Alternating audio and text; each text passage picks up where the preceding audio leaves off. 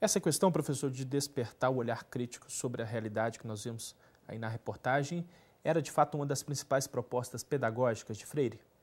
Isso, Denilson. Ter trazido a imagem da Escola Municipal Paulo Freire ilustra um pouco do significado que Paulo Freire foi e do que ele deixa para a educação. Então, a conscientização está presente no ato educativo, né? Para Paulo Freire, a educação ela é um ato político.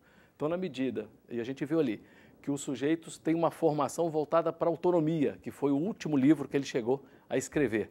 Então, Pedagogia da Autonomia. E a gente viu as educadoras da escola voltada para isso, em valorizar os sujeitos, em levar em conta o conhecimento que eles trazem. A gente viu isso ali com o depoimento dos alunos da educação de jovens e adultos, e para a juventude de modo geral, os adolescentes, esse olhar para a vida esperançoso, esse olhar em termos de busca, como a professora fala, né? Quer dizer, é preciso ter sonhos. Sem o sonho, a gente não alimenta a esperança. E sem o sonho e a esperança, a gente não acredita em mudança. Bacana. Professor, uma das obras mais importantes de Paulo Freire foi o livro Pedagogia do Oprimido. Qual discussão ele propôs nesta obra? Isso, Pedagogia do Oprimido foi o seu terceiro livro, então, que foi publicado em 67 e 68. Ele, quando sai para o exílio, estando no Chile, é que ele teve tempo suficiente para poder refletir sobre o que tinha vivido de forma intensa aqui no Brasil. E aí, com esse nome, pedagogia, então, significando assim, quer dizer, existe aí uma lição, existe aí alguma filosofia que vem dessa situação, dessa condição de oprimido. Então, quando às vezes se direciona mais que o adulto tenha a ouvir, né? Ele está mostrando um pouco o contrário. Quer dizer, o que os oprimidos têm a dizer, né?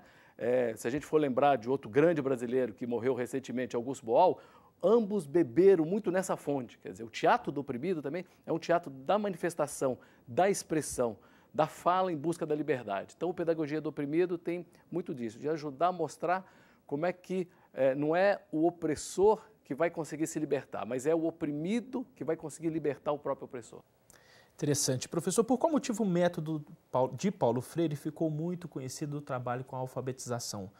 Qual novidade ele introduziu nessa área? É porque o método ele surge da vida.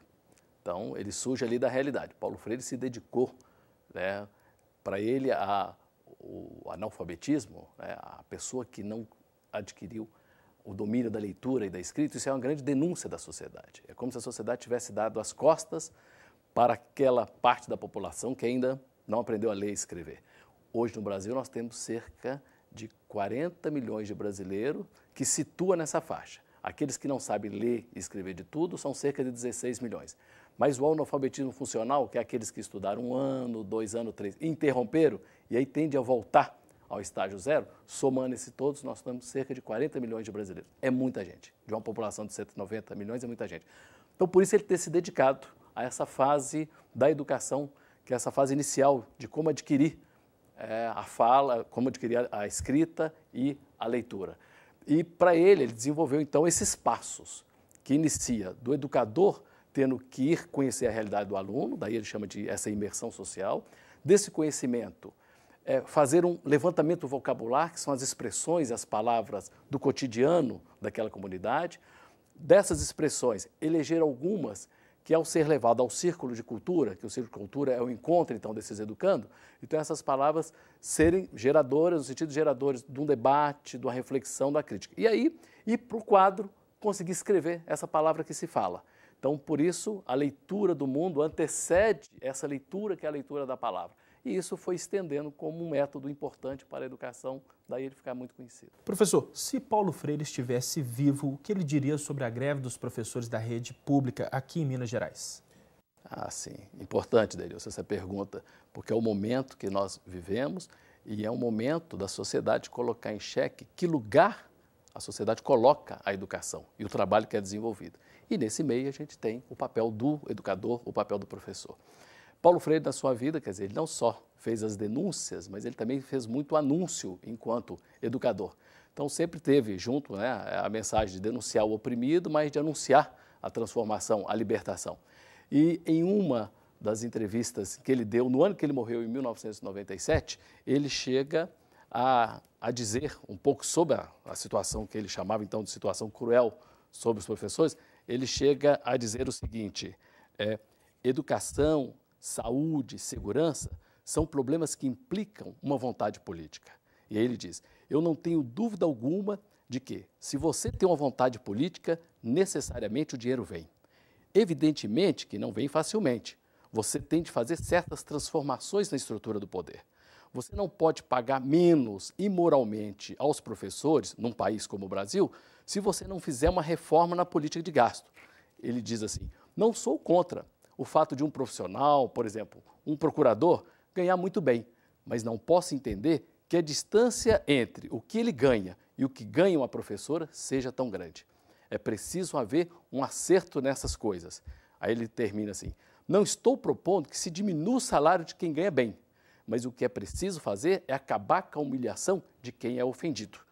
Pronto. Então, ele mesmo, em vida, pôde, né, no ano que ele morreu, em 97, dar um pouco de testemunho dessa situação que, como ele diz, de ofendidos, dos quais os professores são mantidos. Certo. Professor Leôncio Soares, eu agradeço a participação e a gentileza da entrevista aqui para o Extra Classe. Muito obrigado, um bom dia a todos que nos assistiram e amanhã, quando estará completando 90 anos, né, se Paulo Freire estivesse vivo, que a gente pode ter um pouco a contaminação pelo país da importância desse nosso educador. Com certeza. Confira agora as notícias da agenda.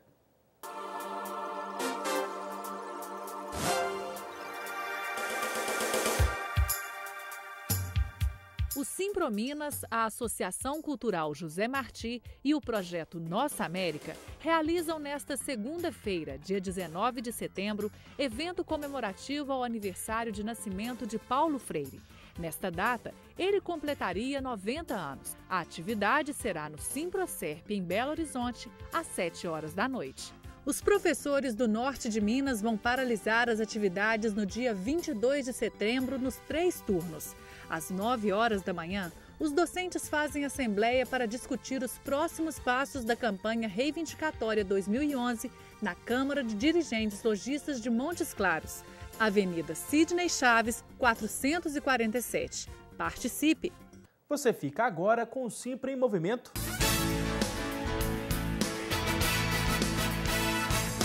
Diretores do Simprominas participaram do ciclo de debates Piso Salarial em Minas Gerais, realizado pela Assembleia Legislativa no dia 26 de agosto.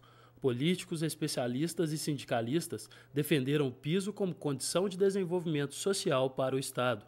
Esperamos que em Minas Gerais, ainda o único estado da região sul-sudeste que não tem um piso mínimo, possa efetivamente aprovar aqui na Assembleia Legislativa e que os trabalhadores mineiros possam ter acesso a uma situação salarial melhor que hoje praticada no estado de Minas Gerais. O senador Roberto Requião marcou presença no debate e defendeu a implantação do piso para os mineiros. Ele citou como exemplo o estado do Paraná, que após implementar o piso, reduziu os índices de pobreza. O reflexo do piso no Paraná você vê nas nossas estatísticas.